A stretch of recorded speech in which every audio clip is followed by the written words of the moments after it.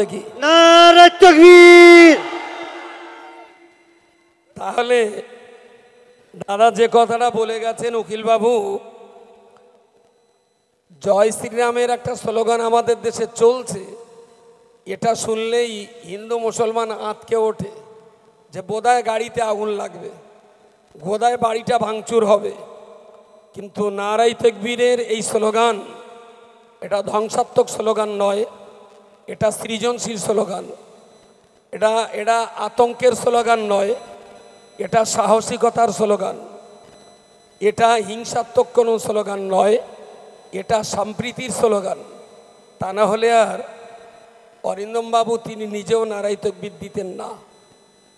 তো আমি দুটো কথা আপনাদেরকে বলবো। এক নম্বর কথা বলবো, এরা এই বিল কেন আনা হয়েছে। তো সরকার পক্ষ জবাব দিয়ে বলেছেন মুসলমানদের উন্নয়নের জন্য আনা হয়েছে, মুসলমানদের উন্নয়ন ঘটাতে হবে। আচ্ছা, সুন্দরবনের কোনো বাঘ যদি বলে যে আমি হরিণটা ধরে বাড়ি এনেছি, ওর একটু খাইয়ে দাইয়ে ভালো হিষ্টপুষ্ট করবো, তাই সুন্দরবনের বাঘ যদি হরিণ ধরে বলে যে হরিণের বাচ্চাটার একটু ভালো খাইয়ে দাইয়ে বড় করার জন্য ধরে এনেছি, দেশের কোনো দামড়া গরুকে বিশ্বাস করবে? অমিত শাহ যদি শূন্য মার্গে দাঁড়িয়ে স্টেজ থেকে পা তুলে শূন্য জায়গায় দাঁড়িয়েও যদি বলে যে আমি মুসলমানদের উন্নয়ন ঘটাবার জন্য নতুন বিল এনেছি, এটা দেশের কোনো পাঁঠা ছাগলও কি বিশ্বাস করবে?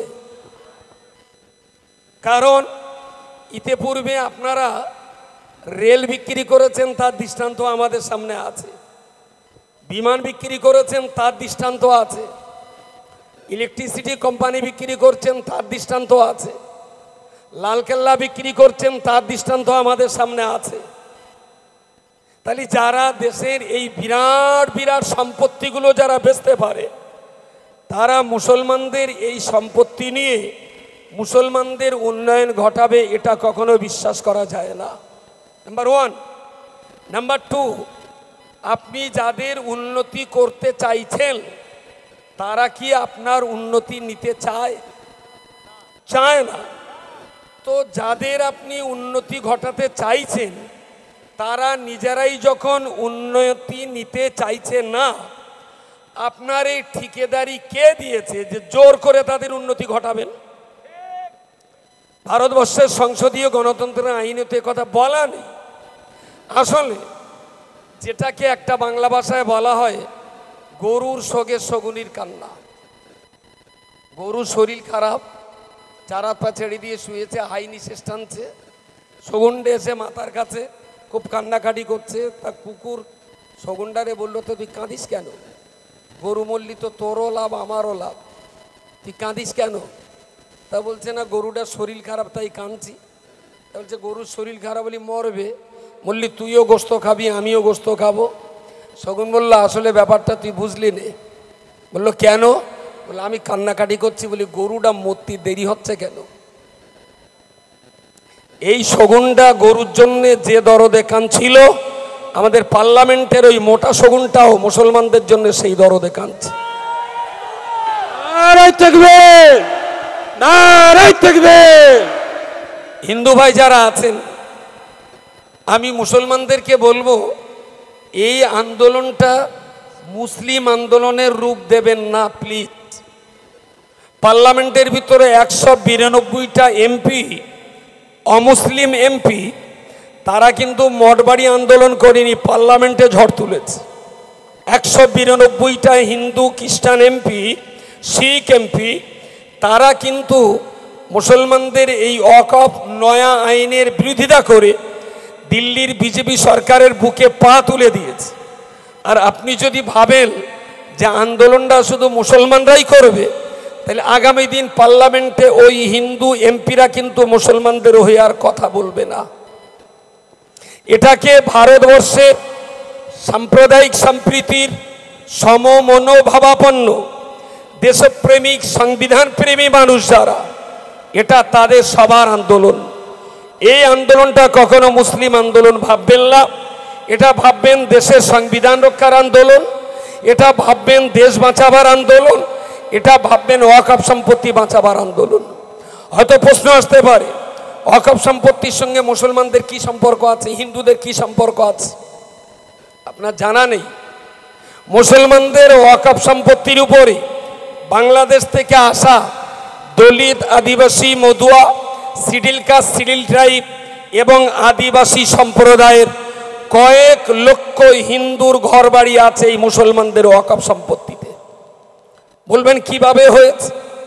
ওরা যখন এসেছিল বসার জায়গা নেই, শোয়ার জায়গা নেই, ঘরবাড়ি বাঁধার জায়গা নেই, তো মুসলমান জমিদাররা বলল, খোকা তোদের তো ঘরবাড়ি নেই, আমার এই মসজিদের এখানে 10 বিঘে জমি আছে, এখান থেকে 10 কাঠা জমি তোরা 5 জন এখানে ঘর করে বসবাস কর।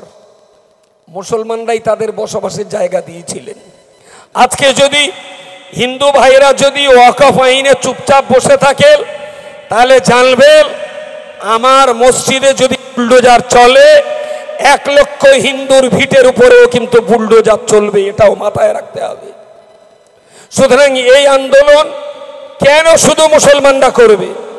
এই আন্দোলনে আদিবাসীদের শরিক হতে হবে, এই আন্দোলনে মতুয়াদের শরিক হতে হবে, এই আন্দোলনে শিখ ভাইরা শরিক হয়েছেন, এই আন্দোলনে এসসি এসটি তাদেরকে অংশ নিতে হবে। কারণ এই আন্দোলনটা সবার আন্দোলন। ওয়াকফ সম্পত্তির উপরে একটু জোর করে আল্লাহরে ডাকেন তিনি নারায়ে তাকবীর, আল্লাহু আকবার। আমাদের জামান সাহেব বলুন জিন্দাবাদ, জিন্দাবাদ। কামরুজ্জামান সাহেব জিন্দাবাদ। আলহামদুলিল্লাহ উনি এসছেন, গলার অবস্থা খুব খারাপ, 2-4টে কথা ওনার কাছে শুনতে হবে। আমি শেষ কথা আপনাদেরকে বলছি, সেটা হলো এই আন্দোলনটা যদি আমরা হিন্দু, মুসলমান, শিখ, ইসাই সবাই যদি হাতে হাত রেখে কাঁধে কাঁধ মিলিয়ে যদি আন্দোলন চালিয়ে যেতে পারি, শুধু ওয়াকফ বিল, ওয়াকফ আইন পরিবর্তন হবে না, সেই সাথে সাথে ভারতবর্ষটা আরএসএস মুক্ত একটা নতুন ভারতবর্ষ তৈরি হবে। তার জন্যে আমাদের সবাইকে লাগাতার আন্দোলন চালিয়ে যেতে হবে। এবং এই আন্দোলনের মূল আহ্বায়ক যারা, all India Muslim personal law board 26 April Kolkata brigade parade গ্রাউন্ডের স্টেজ থেকে পরবর্তী যে প্ল্যান পরিকল্পনা আমাদেরকে দেবেন সেই মতো আমরা পরবর্তী আন্দোলন চালিয়ে যাব। অনেক বক্তা রয়েছেন, তাদের বক্তব্য আপনাদের শোনার জন্য আন্তরিক আবেদন জানাচ্ছি। আজকের এই জলসার সমাবেশে যারা আয়োজন করেছেন তাদেরকে ধন্যবাদ জানিয়ে আমার ছোট্ট কথা শেষ করছি। আসসালামু আলাইকুম। নারায়ে তাকবীর, আল্লাহু আকবার। নরেন্দ্র মোদী কালো হাত ভেঙে দাও, গুড়িয়ে দাও। এই বিজেপি তুমি ভারত থেকে দূর দূর দূর দূর হটো। নারায়ে তাকবীর। ভাই একটি কথা বলবো, আমরা অত্যন্ত আনন্দিত। আমাদের কোনো সংবাদ, দেশীয় কোনো চ্যানেল, কোনো প্রিন্ট মিডিয়া আমাদের সংবাদ ছাপে না। আমরা ছোট ছোট ইউটিউবারদের দ্বারা আমাদের মুসলমানদের সুখ দুঃখের কথা আমরা শুনতে পাই। আমাদের মাঝে এসেছেন আমাদের এক